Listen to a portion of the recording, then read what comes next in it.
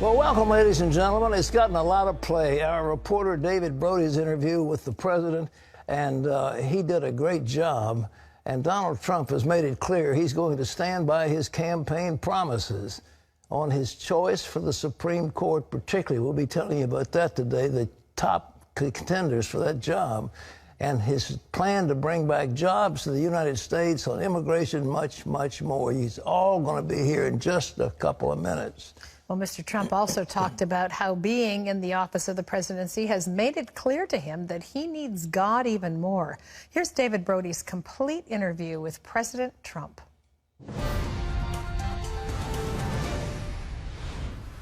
Mr. President, thank you for inviting CBN News here into the White House, the People's House. Thank you, sir. Thank you, David. Let me start. Well, by the way, do you like Mr. President or Mr. Trump? You can call me anything you want. I'll call you Mr. You've President. known me a long time. Wonderful. Let's start with the Supreme Court.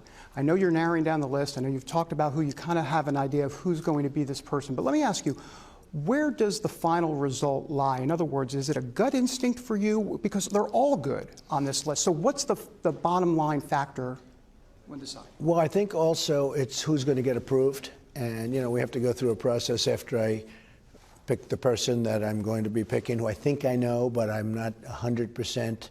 I can't guarantee it. We're doing some further checking. The vetting, they call it the vetting process, and the vetting process is very, very strong. But we have all 20 are fantastic people. You know, I put out 20 for the election. I said, these are the people I'll pick. And I think that the person that I pick will be a big, I think people are going to love it. I think evangelicals, Christians will love my pick and will be represented very, very fairly. Let me ask you about the embassy in Israel. Yes. As it relates to moving this embassy to Jerusalem. Evangelicals, it's important for evangelicals. Are you committed to doing that? Well, I'm looking at it. We're studying it. As you know, we discussed this before. We're studying it very, very long and hard. You know, it's a very big decision because every president for the last number of presidents, large number, they've come in and they were going to do it, and then all of a sudden they decide they don't want to get involved. It's a big, big decision, but we're studying the issue right now. I've always liked the concept of doing it. I will tell you that. I'll have a decision in the not-too-distant future. Are the chances good? Well, there's certainly a chance of it, absolutely. But we're doing very detailed studies on that, and we'll come out very soon. I hate to do that because that's not usually me, studies. Right. It's usually I do what's right. But this has two sides to it. It's not easy. And I'll make a decision over the not-too-distant future. Let me ask you about the Muslim Brotherhood real quick.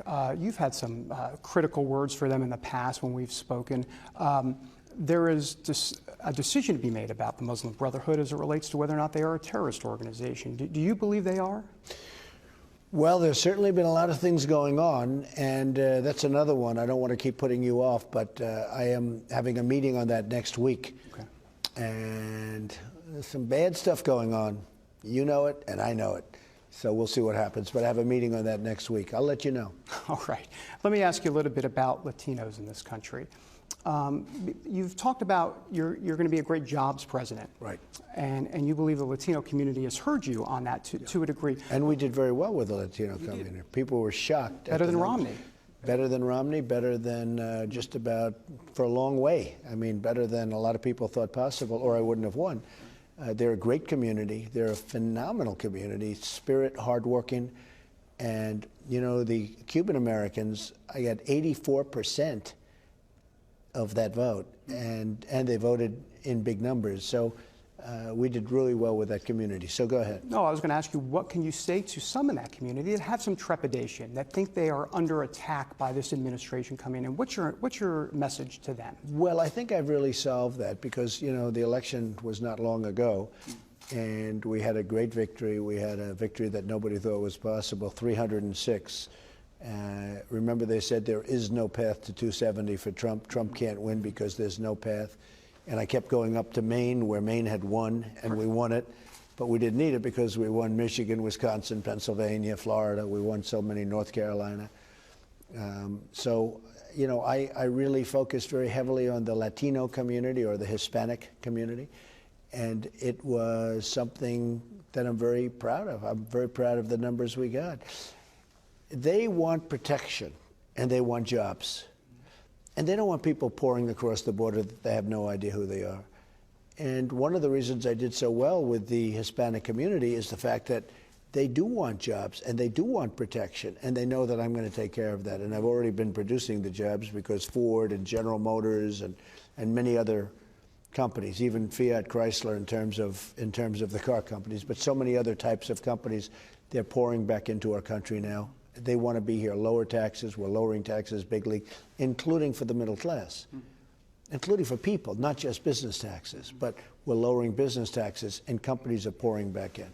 Speaking of taxes, this 20% border tax, or at least this tax on Mexico or imports from Mexico into the United States, how serious are you about something like that? Well, it's something that I have the right to do. It's something that I can impose if I want. We are getting along actually very well with the Mexican government. We'll see what happens. Do you believe that that is a strong move going forward? Do you see, or well, do you need to work an option. It's certainly an option. I can do that. I can do it if I want. But we're dealing with the Mexican government. I just had a conversation with the Mexican government, actually, with the president of Mexico. He's a very good man.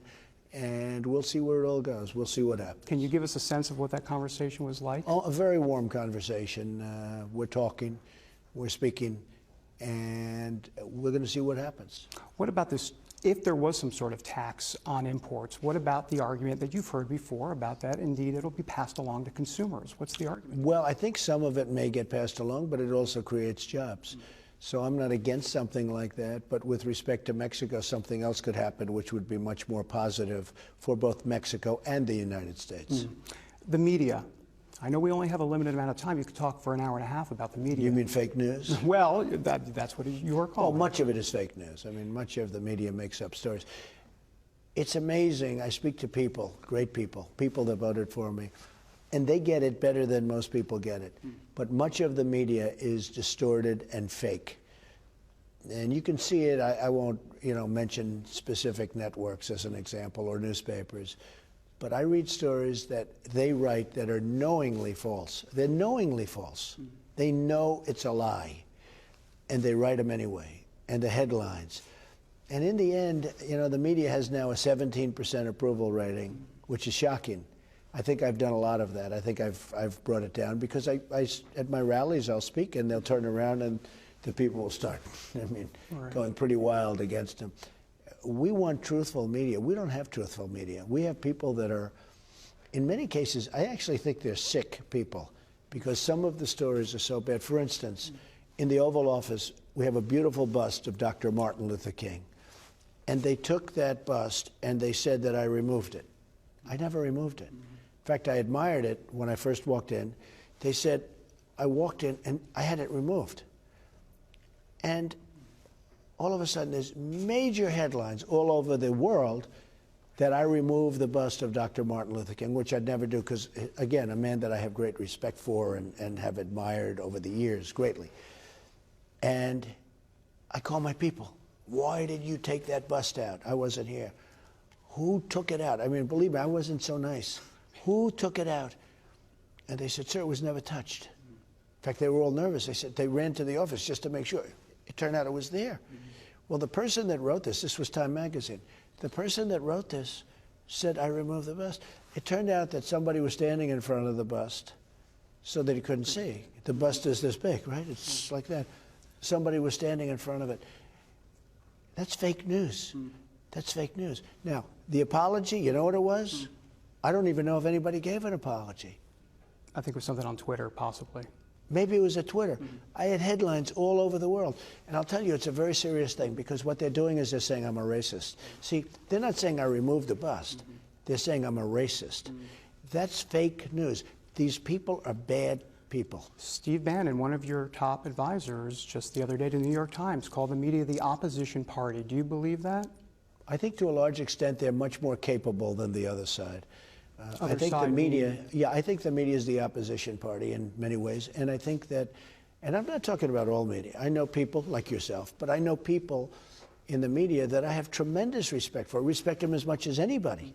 So I'm not talking about everybody, but a big portion of the media, the dishonesty, the total deceit and deception makes them certainly partially the opposition party, absolutely. I think they're much more capable than the opposition party. The opposition party is losing badly. Now, the media is on the opposition party's side.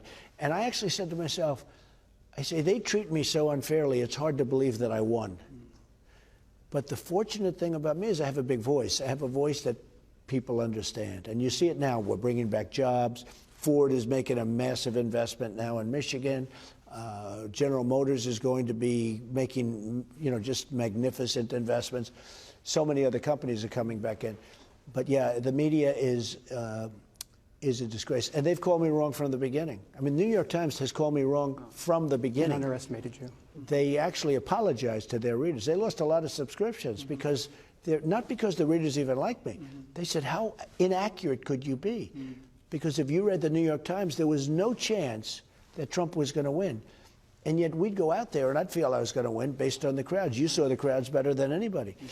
So it's a very interesting fact.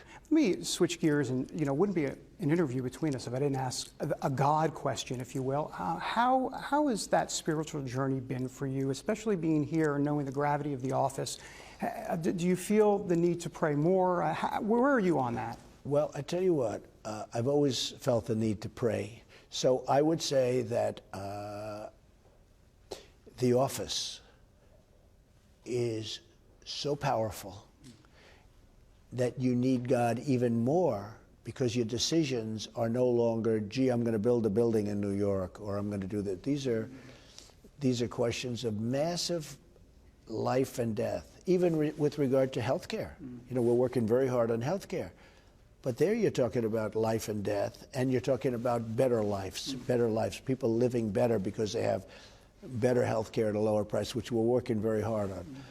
So yeah, you realize these decisions are all so important. There's almost not a decision that you make when you're sitting in this position that isn't a really life-altering position. So God comes into it even more so. There's a lot of people. I remember when we were in California on your golf course, a beautiful golf course, I might add. That I may never see again. I understand. I may never see it again. Which is disheartening. It's okay. It's all right. We're doing something much more important. We talked about you tweeting at the time, and I'm wondering nowadays as president, what's the filter here? I mean, are you calling this out? Are you doing it yourself? How does this work now? Well, the media is very dishonest, and if they were honest, I wouldn't bother doing it because I wouldn't have to do it. Because I could call somebody up and I could give them the information, or I could issue a press release or something, or I could have some kind of a conversation. Look, I've had conversations with the media. I think I understand the media. Nobody really understands the media, in all fairness. But I've had conversations with people where, rather than Twitter, I will call and give them information that on a message I want to get out, and the message will be totally distorted. And I'll call up, I'll say, that had nothing to do with what I told you. Well, I sort of thought this. I would tell you strongly, I'm up to, I think I'll soon be over 50 million people between Facebook and Twitter and Instagram and, the different things. Do you call it out to folks? For instance, I could also go right into the White House, but mine is much better. I like @Real Donald Trump and we use POTUS, right. But I like @Real Donald Trump. But the beautiful thing about it, it's really a modern day form of communication. Right. I can do 140 or 280, or I can, you could extend them. All I do is ... right? And you extend it. So it really gets to be where you do have enough room if you like need. The flexibility on it. But generally just in the 140. But I can do messages around the media and get my word out the way I mean my word. I don't have to have the media distort my message because they go out of their way to distort my message. When the media takes my message, knows what my message is, and then writes it purposely so that it doesn't sound good, I'd rather do Twitter. And that's what I do.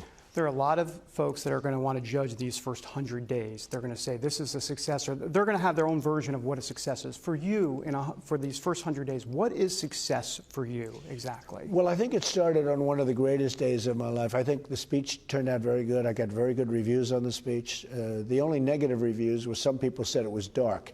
But many people thought it was very optimistic because obviously it's dark. When you have people being shot every day in Chicago and you have things like this happening, and when you look at the Middle East and when you look at what's going on in North Korea and when you look at all of these things that are happening, you can't say life is a bowl of cherries, right?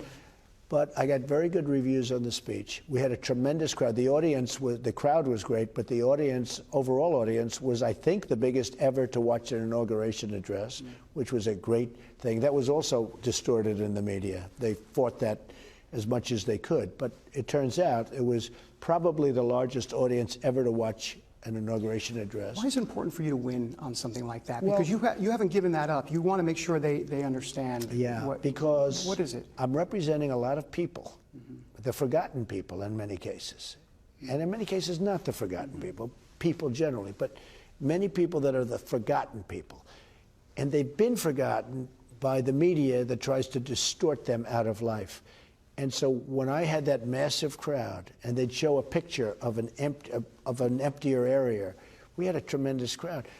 But the audience, which was the word used by Sean during the press conference, and he used the word audience right in his first thing, is, and I think it's indisputable, but if it's not, it's certainly very close, but I think it was the largest audience ever. I want the forgotten people to understand that we're not forgotten anymore. And now the Democrats are after those people because, frankly, they can't win an election without those people. So we're wrapping up here, but a couple last questions. On 100 days, is it important for you to have some sort of tax reform bill on your desk, or do you want at least the structure in place? Well, at least the structure, because it takes a certain period of time statutorily. You file, and then you have to wait, and then you file again, and you do something, and you do an amendment. And so there is a structural component and a statutory component. So where you have to wait days, one of those little problems in life, but it's not actually a bad thing. And we also have health care that we're working on. And we're working on other things. And one of the things I said that I'm going to try very hard to get done during my term, and I'll get it done, is the Johnson Amendment for evangelicals, for Christians, for everybody of faith, where we're going to try and end and terminate the Johnson Amendment, which is a disaster for religion, in my opinion. It's a priority for you. It's a priority, absolutely. Okay, last question, because I know we have to run.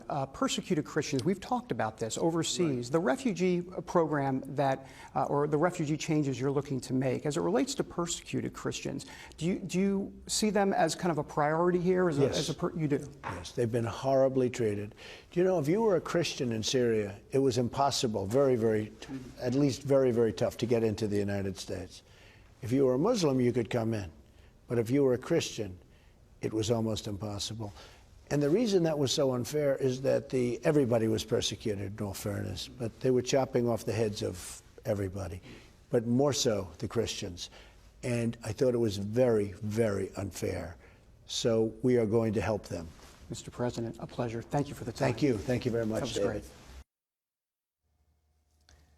Well, my take on this is that he is going to be one of the most transformative leaders that this nation has ever had. The media is against him. The left is against him. But he's standing resolute, and he's just going ahead. I mean, it's amazing. But it's time for Congress to confirm his appointments. He needs a Secretary of State. It isn't fair to keep holding these people.